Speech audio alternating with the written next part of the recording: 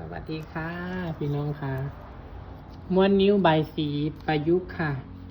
เตรียมงานไว้ค่ะ งานน่าจะได้ส่งประมาณสิ้นเดือน แต่ว่าเขามีเวลาให้เราฟ้าผิดไว้ เพราะว่ามันจะเสียเวลามันจะช้าเพราะว่างานนี่ค่ะ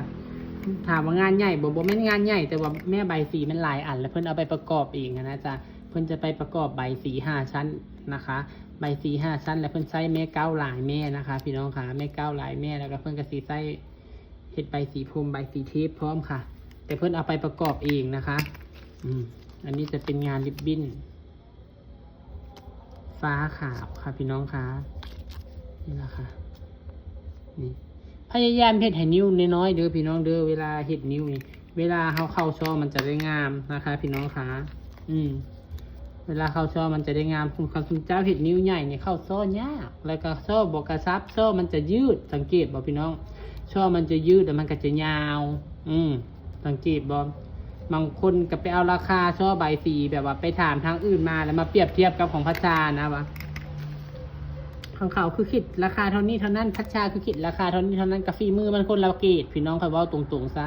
ฝีมือมันคนละเกตคนบ่ได้ดูถูกฝีมือผู้ใดเด้อมักของผู้ใดก็ให้สั่งของผู้นั้นพี่น้องคะคันว่ามักฝีมือพัชชากับจังสั่งของพัชชาคันมักฝีมือของข้าเจ้ากับสั่งของข้าเจ้าเนาะค่ะถูกกว่ากันแต่ความละเอียดความปราณีตความใส่ใจมันแตกต่างกันคอยว่าแค่นี้แหละค่ะการที่เฮ็ดเอาเงินที่ซื้อนะก็เฮ็ดได้คือกันแต่เฮาผัดยันเสียหน้าเสียตาเฮ็ดบ่ได้เข้าช่อใบสีแบบรวมๆยาวๆค่ะนะช่อใบสีประยุกต์เข้าแบบรวมๆเข้าแต่พอเป็นช่อแล้วก็ยาวแขนเลดบ่มีความอวบความอ้วนบ่มีมวดบ่มีทรงเฮ็ดได้บ่เฮ็ดได้หากบ่เฮ็ดเพราะว่าหยังมันอยากอายก็เลยบ่เฮ็ดพี่น้องจ๋าอันนี้บ่ได้ว้าวใส่ผู้ใดเด้อเปรียบเทียบให้ฟังเพราะว่ามันมี FC เพิ่นมาถามว่าคือช่อแม่เก้านี่เนาะประยุกต์เนาะพัชชาสิว่าให้ฟังแม่เก้าประยุกต์พัชชานะพัชชาคิดช่อละ40ช่อละ40ผู้อื่นคิดช่อละ35เพราะว่าพัชชาก็คิดแพงกว่าเขาก็มักฝีมือผู้ใดก็เอาฝีมือผู้นั้นเด้อพี่น้องเด้อบางเทื่อการที่มาถามเฮาแบบนี้มันก็คือการบ่มีมารยาทเด้เจ้าไปถามราคาผู้นึงมาแล้วเจ้ามาเปรียบเทียบกับของค่อยแล้วเจ้ามาว่าค่อยนี่คือคิดแพงกว่าผู้นี้ผู้นั้นก็ให้เบิ่งเอาลวดลายมือหั่นนะลวดลายมือความละเอียดความปราณีตมันก็แตกต่างกันพี่น้องจ๋าความยากความง่ายมันก็แตกต่างกันหั่นนะอันนี้เว้าให้ฟังเด้อบ่ได้เว้าใส่ผู้ใดเด้อพี่น้องเด้อบ่ได้เว้าใส่ผู้ใดอันนี้แค่เว้าให้ฟังอธิบายให้ฟังว่ามันเป็นแนวนี้คันว่ามากฝีมือค่อยแล้วจังสั่งของค่อยคันมากฝีมือของข้าเจ้าที่ราคาถูกกว่าก็สั่งของข้าเจ้าก็ตามงบนำและก็ต้องตามเนื้องานนำนะคะเนื้องานความละเอียดความแตกต่างบัดนี้เจ้าประกอบเบิ่งบัดนี้ความงามมันก็สิแตกต่างบ่หรือว่ามันบ่แตกต่างคันคุณเจ้าคิดว่ามันบ่แตกต่างมันคือกันคุณเจ้าก็เอาราคาถูกไปสั่งของถูกคันว่าคุณเจ้าว่ามันแตกต่างเด้ประกอบออกมาแล้วความละเอียดความงามมันต่างกันก็ห่างกันบ่จักบาทก็เอารถพี่น้องเอ้ยทุกอย่างมันได้ซื้อเบิดมันมีต้นทุนเบิดพี่น้องบ่แม่นว่าใบตองนี่ปลูกอยู่ก็สิได้ของเจ้าของบ่แม่นหรือค่อยไปซื้อเขาก้านละ3 บาทก้านละ3 บาทก็บ่ได้ตัวบ่ได้ต้มเด้อค่ะเขาเว้าอีหลีใบ4 ก้านมันใบตองก้านนึงเข้าช่อแม่ใบ4ได้แม่เดียวเพราะเจ้าว่าค่อยลงทุนเท่าใดซะมันก็ต้องมีต้นทุนทุกสิ่งทุกอย่างค่าฝีมือเฮานำอันนี้มันอยู่ที่ใจล้วนๆเด้อครับเพราะว่าราคาใบสีนี่มันบ่ได้แม่นมาตรฐานว่าทั่วประเทศต้องราคาเท่านี้เท่านั้นมันบ่แม่น1แล้วมันอยู่ในความพอใจของเจ้าภาพที่เพิ่นมักผลงานของเฮาเพิ่นจางๆ2แหละความปราณีตความละเอียดมันแตกต่างกันได้พี่น้องเอ้ยของพัชชานี่พัชชาว่าสมเนื้อสมน้ำหลายคนแนมว่าถูกไปพร้อมนะสิเว้าอะไรก็ได้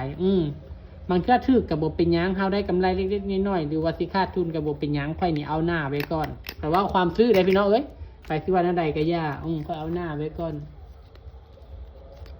อันนี้เว้าให้ฟังหรือค่ะอธิบายให้ฟังในมุมของพัชชาในมุมของคนเฮ็ดใบสีหั่นนะแต่ในมุมของผู้สร้างบางเทื่อเพิ่นก็บ่ได้คำนวณถึงแบบว่าความละเอียดความปราณีตความสวยงามความแตกต่างเพิ่นบ่ได้คำนึงถึงเพิ่นคำนึงถึงแต่ราคาอย่างเดียวหั่นนะ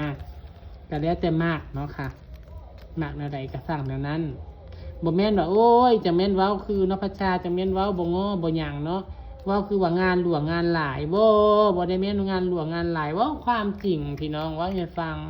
ความจริงเป็นเท่านี้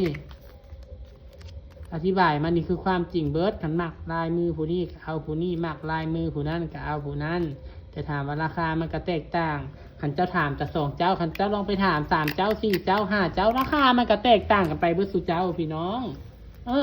มันบริท้อการเบิดดอกมันบริมีมาตรฐานตายตู่ดอกคือแม่เก้าประยุกต์นี่แต่พระเจ้านะคิด40ไผว่าแพงแล้วก็ผ่านค่ะไผก็ไปเอาของถือก็ได้บ่เป็นหยังแล้วจะมากคือค่อยนี่คอมเมนต์เพลงถือใจค่อยๆก็เอาค่อยค่ะค่อยเป็นคนแนวนี้คันถือใจค่อยนะค่อยเอารถเป็นอย่างก็ตามสิเพลงกว่าของถือก็มีค่อยบ่ซื้อค่อยมักตัวนี้เห็นอะไรซะคำคือค่อยหรอกว่าอันนี้เว้าให้ฟังคนเฮาความคิดมันบ่คือกันเนาะคือสุดบวงสรวงนี่แหละสุดน้อยๆข้าเจ้าเฮ็ดนิ้วโบราณธรรมดาเสียบดอกดาวเรืองธรรมดาข้าเจ้ากะชุดละ10,000 20,000เนาะของเฮากล้าสิเพลงกว่าเขาเพราะว่าของเฮานี่มันงานคนละแบบนะสิว่าอะไรก็ได้มันบ่แม่นว่างานง่ายๆเฮ็ดเอาเงินแล้วก็แล้วมันบ่แม่นได้เฮ็ดนี่เฮาก็อยากให้ถูกใจเจ้าภาพเลยอยากให้ถูกใจคนมาจ้างแน่อยากให้ถูกใจเจ้าของพร้อมแล้วก็อยากให้ดีให้งามเบิดเพิ่นเอาไปบวงสรวงเอาไปหยังก็ให้เพิ่นดีเพิ่นงามเพิ่นมีโชคมีชัยให้เพิ่นอยู่ชุ่มกินเย็นเฮ็ดเบิดสู่ขั้นตอนนะบ่ได้ลืมละปะทิ่มพี่น้องขานับตั้งแต่ไหว้ครูบาอาจารย์บอกกล่าวก็สิได้ตัดตองตัดกล้วยก็ได้ขอแม่ตาหนอกตานีก่อนสิได้ขึ้นบ่ายสีก็ได้ครอบแม่บ่ายสีเฮ็ดทุกอันทุกแนวให้มันถูกต้องตามหลักนะคะมันคือความเชื่อของคนเฮ็ดบ่ายสีนะคะเฮ็ดไปแล้วก็ดีก็งามบ่แม่นว่าจับใบตองมากับฟ้าวเฮ็ดรถเป็นธุรกิจควักรถอันนั้นมันก็แล้วแต่บุคคลนะคะบ่ได้พาดพิงถึงผู้ใดเด้ออันนี้เว้าให้ฟังแล้วก็อธิบายให้ FC เข้าใจหั่นนะมึงค่อยเว้าไปหลายจุดอันนั้นล่ะใครสนใจสเต็ปเปอร์ก็สั่งได้เด้อค่ะนี่สเต็ปเปอร์ปากกว้างใส่ลูกได้2แถวพี่น้องคะลูกคือดันออกยากแท้ลูก2แถวนี่เห็นบ่เป็นเบอร์10บ่แม่นสเต็ปเปอร์ใหญ่เป็นสเต็ปเปอร์น้อยพี่น้องค่ะแต่ว่าเพิ่นไซส์ดีเพิ่นไซส์ทนค่ะพี่น้องนี่ไซส์ดีไซส์ทนไซส์ได้เป็นปีค่ะบางคนว่าพัชชาแม่ไปซื้อมา100 กว่าบาทคือบ่คือของลูกพัชชาก็บอกแล้วว่ามันคนละกีบพี่น้องอันที่เขามาขาย100 กว่าบาททันต้นทุนมัน60 บาทยังค่อยสิตัวเห็นหยังของค่อยต้นทุนมัน170เป็นอย่างคือมาขาย250สั่นต้นทุนมา170ค่าส่งดิซะให้รวมส่งให้เรียบร้อยดิค่าส่งก็50 บาทแล้วดิเนี่ยเป็นเท่าไหร่ล่ะสิได้กำไรจากบาทล่ะบวกค่าส่งเข้าไป50 บาทหักค่าภาษีอีก3%ดิเก็บปลายทาง3%ก็7 บาทละดิก็ยังว่าได้กำไรตัวนึงตก20 บาทบริตัวยังว่าหักค่าภาษีหักค่ากล่องแล้วก็หักค่าส่งขันอยากได้ราคาที่ก็นี่200ก็ตามร้านขายเครื่องเขียนเขาเจ้าขาย200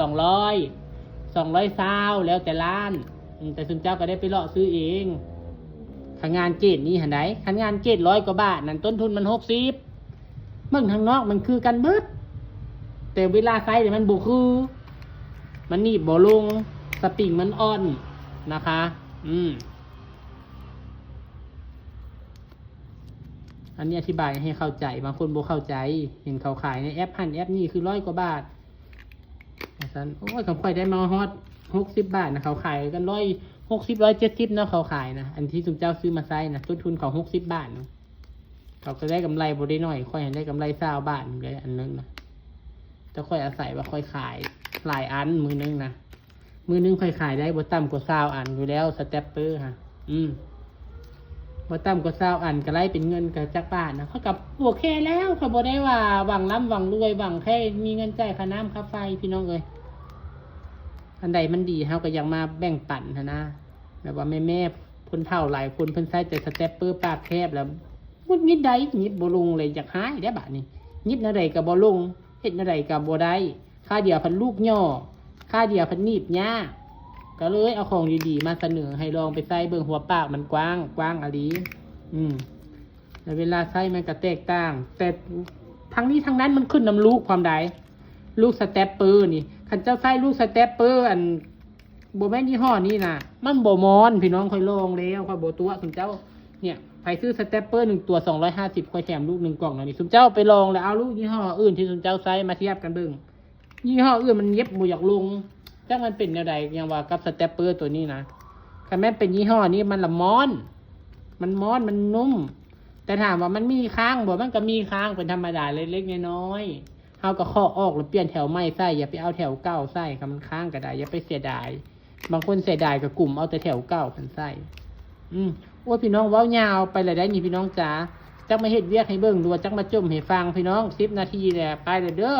ฝากแชร์เนี่ยเบิ่งและชื่นชอบก็ได้ใครสนใจสเตปเปอร์กระโทร0936934184เด้อพี่น้องเด้อส่งฟรีเก็บเงินปลายทางค่ะพี่น้องขาบ่มีให้โอนเด้อถ้าไผบอกให้โอนแสดงว่าบ่แม่นพัชชาเด้อค่ะ